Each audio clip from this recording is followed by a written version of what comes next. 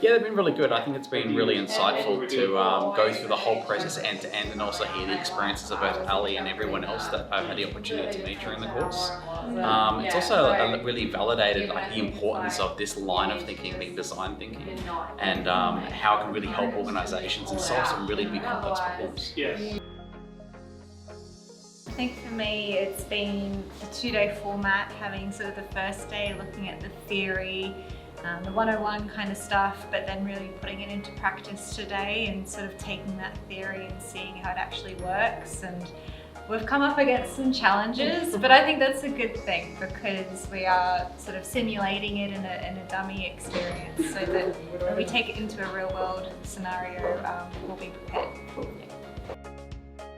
It's been really good just to really give everybody a bit of awareness and perspective as to what is design thinking and how they can use it and apply it in their own organizations and even personal life, and to play with failure, play with ambiguity, with curiosity and creativity. So it's been really good. A lot of people have totally got out of their comfort zones and really truly embraced empathy and what creativity brings. So yeah, it's been amazing.